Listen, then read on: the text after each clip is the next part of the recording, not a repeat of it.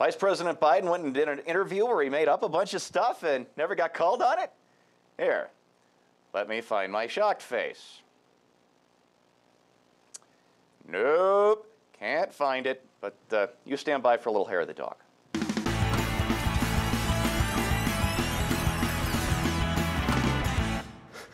I think Governor Romney's a little out of touch. Look, everything that he said the American people don't think the policies have worked. Romney argued about not an exact quote, but let Detroit go bankrupt. Wasn't a very popular action the president took. Now they're hiring people, hundreds of thousands of new people instead of losing 400,000 jobs. So Detroit is hiring hundreds of thousands of people? Really? No. Look, GM employs about 200,000 people around the world. So if you take away China, Canada, and Mexico, you're left with about 14 UAW guys hanging out by a soda machine in Flint. But, Joe, please, tell us more. General Motors is the largest corporation in the world again. No, GM is not the largest corporation in the world. It's not even in the top 100. It's 85% smaller than Apple. Moving onwards, tell us about the oil rigs, Joe.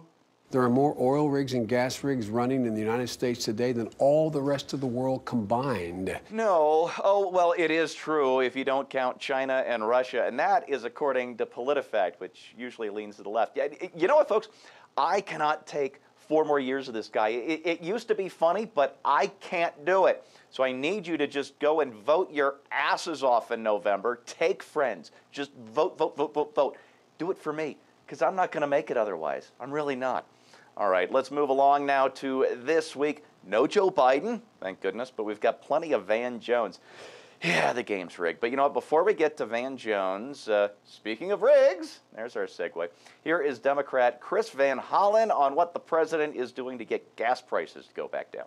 Look, the reality is you've got a lot of speculation in the oil markets, driven in part because of what's happening in the Persian Gulf.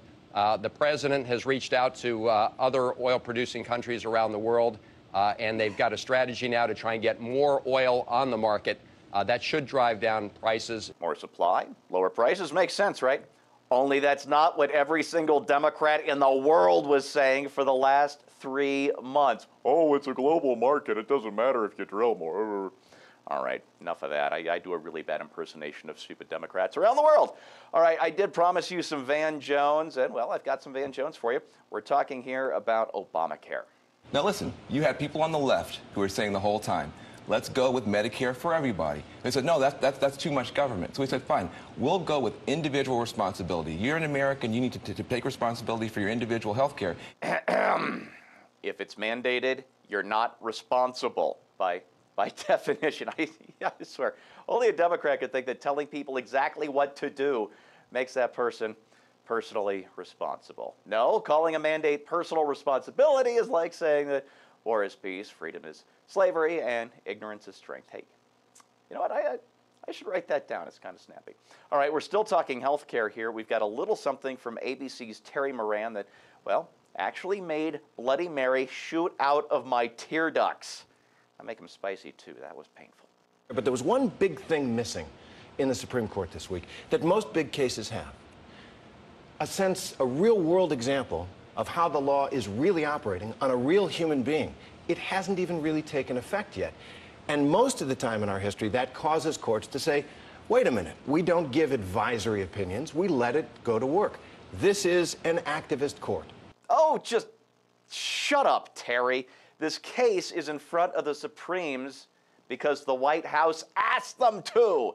The White House said, please expedite this case. We want it before the election. Yeah, see, what Moran just said, it could have been scripted by the DNC. You know what it probably was? Just helping the Democrats set the narrative. You press release pimping partisan hack.